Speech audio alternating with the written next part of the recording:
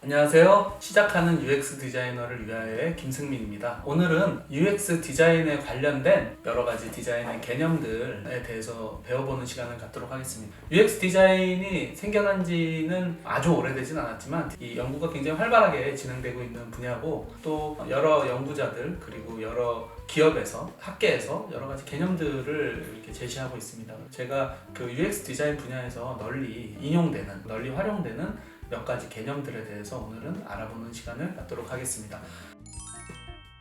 오늘 배울 내용들은 경험의 흐름, 경험 디자인에서 경험 흐름이란 무엇인가, 그리고 지식화에 의한 경험 형성이란 무엇인가. 지식, 우리가 UX 디자인을 공부할 때 항상 지식과 관련된 내용들이 많이 나오거든요. 정보화 사회, 정보화 시대, UX 디자인은 항상 어떤 정보를 다루기 때문에 그런 부분들이, 데이터가 어떻게 정보가 되고 인포메이션이 되고 논리지가 되고 위스덤이 되는 그 개념에 대해서 굉장히 중요한 내용이 있는데, 그 개념에 대해서 제가 간단하게 짚어드리고요. 그리고 사용자 경험의 품질 속성, UX 디자인을 한다면 어떠한 UX 디자인의 품질을 가져야 되는가에 대한 속성에 대해서 간단하게 짚어드리고, 또 사용자 경험의 여러 가지 요소 그리고 층위에 대해서 알아보도록 하겠습니다. 우리가 이제 여러분들이 UX 디자인을 하면 뭐 키오스크를 한다거나 아니면 앱을 쓴다거나 하면 그 겉으로 보여지는 화려한 화면이나 아니면 여러 가지 그 아이콘들, 이런 것들이 눈에 보이시겠지만 그 뒤에는 UX 디자인의 어떤 설계된 계층, 층위의 뒷면에 있는 부분들이 있다. 그 부분에 대해서 사용자 경험의 요소로 이야기를 드리겠습니다.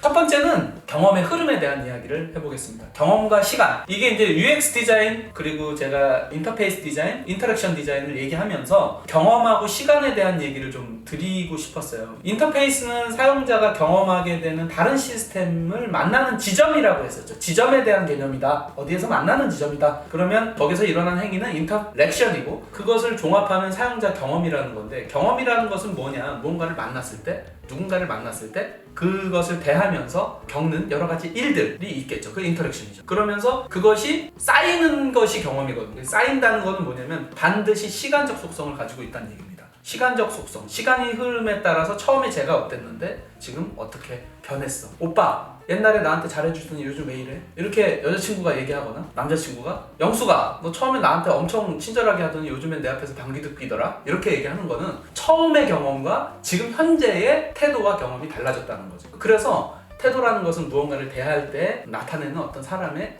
행동 방식인 거죠. 그리고 그것을 바탕으로 해서 이루어지는 일련의 인터랙션. 내 앞에서는 되게 조신한 척 하더니 요즘에는 막 행동하더라. 이런 것들은 태도에 따라서 인터랙션이 바뀌었고, 그것을 비교하는 거죠. 무엇과? 과거의 인터랙션과 지금의 인터랙션을 비교하는 거죠. 그래서 그런 것들이 경험과 시간성에 있어서 굉장히 중요한 개념이다 라고 얘기합니다. 그래서 이 내용을 보면 사람은 시간의 개념과 불가분해. 우리는 항상 시간의 제약을 받고 있으며 사물과 사건을 시간의 관점에서 바라보죠. 행동이 다음 행동으로 이어지면서 사건을 만들고, 이 사건은 일련의 과정을 거쳐서 진행되며 각각의 행동이나 사건마다 독특한 경험이 만들어지고, 이러한 개별적이고 부분적인 경험들과 함께 흘러서 전체적인 경험을 형성하게 되는데, 이것은 필립스사에서 디자인 연구 보고서에서 이야기한 경험은 동적이다 라는 개념이 되겠습니다. 이 내용이 아주 잘 나와 있는 다이어그램이 있어요. 이게 2007년도에 필립스에서 내놓은 The Flow of Experience of Time이라고 하는 다이어그램인데, 이 개념에서 되게 재밌는 얘기를 도식화시켜 놓은 거죠. 아까 얘기한 오빠 처음에 만났을 때는 안 그랬는데 왜 지금 그래? 이 얘기는 처음에는 expectation, 여기가 실제로 만나서 이렇게 experience, 시간을 거쳐서 내가 직접 경험하는 것에 대한 이야기고, 이 부분은 실제로 직접 만나기 전에 어떠한 기대를 갖고 그것에 대한 정보를 수집해서 그것에 대해서 예측하는 시간에 대한 얘기입니다.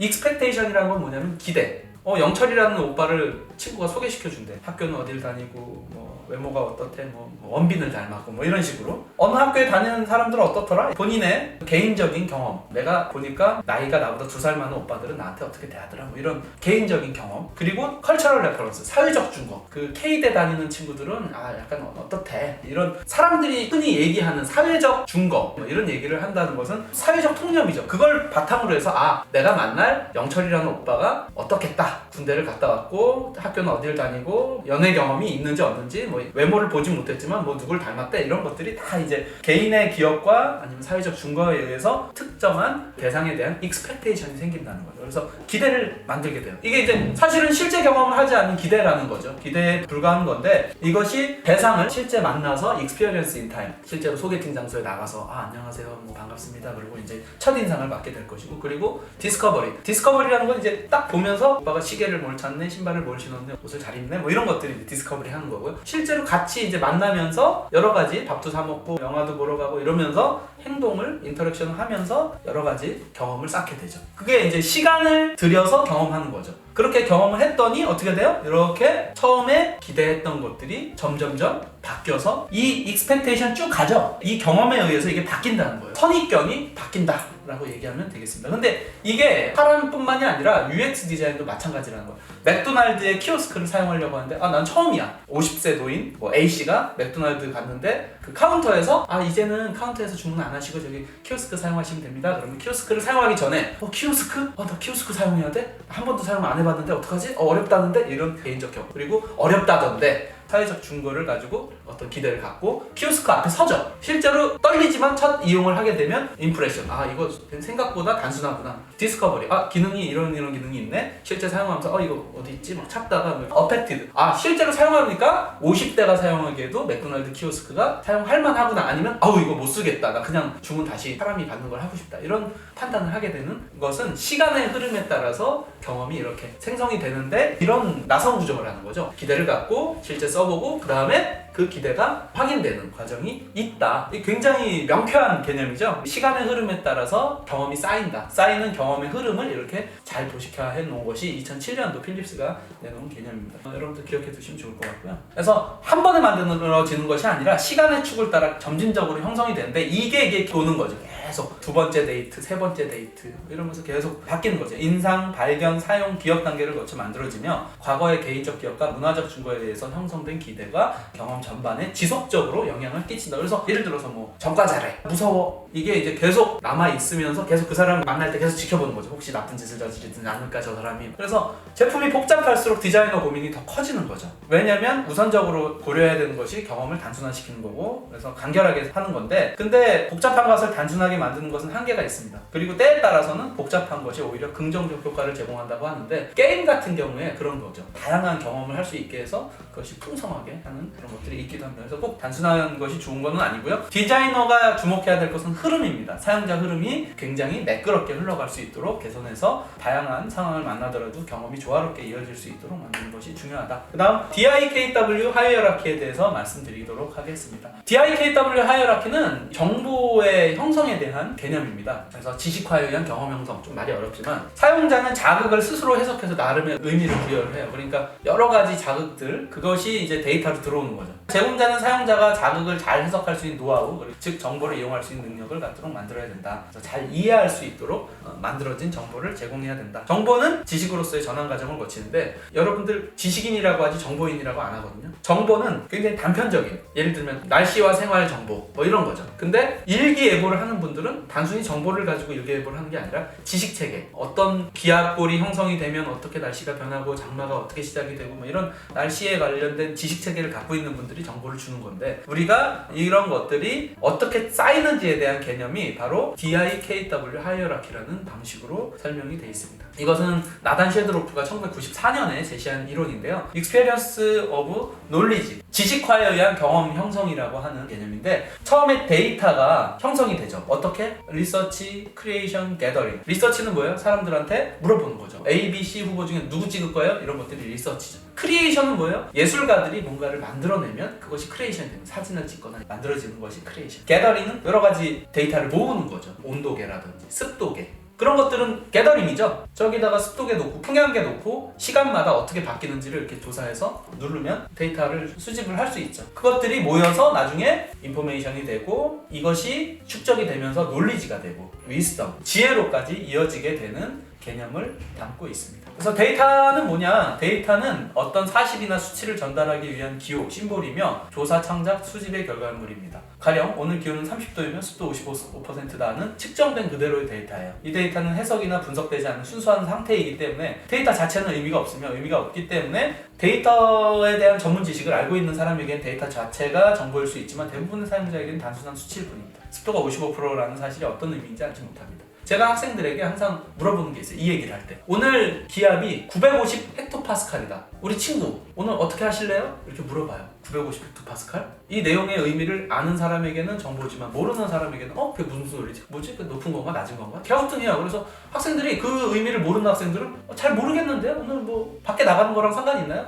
950 헥토파스칼은 예전에 제가 고등학교 때 태풍 매미가 왔을 때 태풍의 중심 기압이 950 헥토파스칼이었어요. 평소에는 오늘같이 화창한 날에는 보통은 1025에서 1050 헥토파스칼 사이를 왔다 갔다 합니다. 고기압일 경우 하늘이 맑고 구름이 별로 없죠. 950 헥토파스칼은 엄청난 회오리 바람이 태풍이 왔을 때 그 중심의 그 저기압이에요. 그래서 어떻게 되냐? 대형 간판이 건물 외벽에 붙어있던 게 하늘을 날아다니다가 차에 떨어지고 실제로 제가 그런 걸 봤거든요. 나가서는 안 되죠. 근데 누군가에게는 그것이 어떤 의미로 다가오는 정보이지만 누군가는 그냥 그 숫자에 불과한 거죠. 숫자에 불과한 건 데이터, 의미로 다가오는 건 정보가 된다. 이것은 데이터를 해석할 수 있는 사람에게만 정보고 해석이 안 되는 사람에게는 그냥 로우 데이터, 그냥 숫자들이고 기호들이다 라고 보시면 되겠습니다. 그래서 정보라는 건 뭐냐? 의미가 부여된 데이터를 정보라고 해요. 데이터에 대한 해석과 분석 과정을 거쳐서 사용자의 목적과 문제 해결에 도움이 되도록 쓸모있게 가공이 돼야 돼요. 오늘 기온은 30도이며 습도는 55%입니다. 어제보다 2도가량 낮고, 어제랑 비교하죠. 사람들은 기억하고 있으니까 어제 날씨 어땠는지. 어제보다 2도가량 낮고 기온은 높은 편이지만 습도가 낮아서 활동하기 쾌적한 날씨입니다 라는 것은 데이터에 대한 설명입니다. 어제보다 낮다라는 상황과 활동하기에 쾌적하다, meaning, 의미가 추가된 것입니다. 즉 정보는 데이터와 달리 사용자를 염두에 두고 만들어져야 돼요. 누가 사용할지에 따라 정보의 구성과 제공 방식이 달라져야 하는 거죠. 예를 들어 오늘 기온이 30도면 습도는 55%라는 말을 우리나라에서 했을 땐 여름 날씨가 되겠지만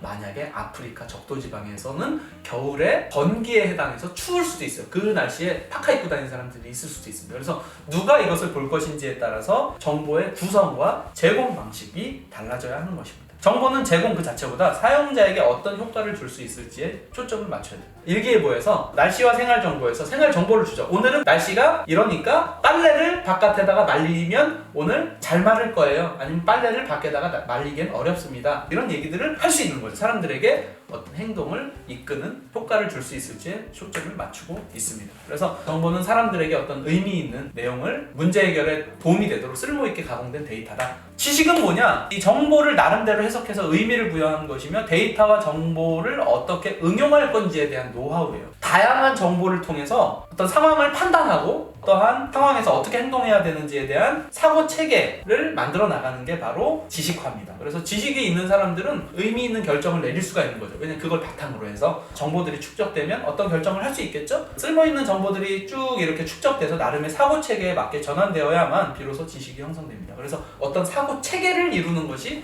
지식이에요. 대학을 다니거나 대학원을 다니거나 하는 분들은 각 분야의 정보들을 쭉 공부해서 체계화를 이루고 그 체계에 따라서 우리가 응용할 수 있고 여러 가지 상황들에서 판단을 하고 결정을 내릴 수 있게 하는 거죠. 정보는 의미를 지니고 있기 때문에 쓸모는 있지만 그게 단편적이고 올바른 판단과 행동 기준을 마련해 주는 것은 아니기 때문에 그것을 쭉 모아서 판단할 수 있는 기준까지 어떤 상황 판단 그리고 예측 같은 걸 할 수 있을 정도로 해석을 해서 의미를 부여할 수 있게 된다면 그게 지식이라고 할 수 있겠죠. 그래서 외부에 존재하고 있는 정보는 사용자 반응을 이끌어내는 자극이며 이 자극은 사용자의 적극적인 의지와 행동에 의해 처리되고 그 결과 정보가 지식으로 전환이 돼요. 정보를 써먹으면서 계속 축적을 하면 그것이 지식이 되는 거죠. 이 과정을 효과적으로 지원하기 위해 인터랙션 디자인이 필요한 것이다 라고 얘기하고요. 대상에 대한 경험은 또 다른 정보를 처리하거나 판단하는 데 기여함으로써 지식을 강화시킨다 라고 얘기할 수 있겠습니다.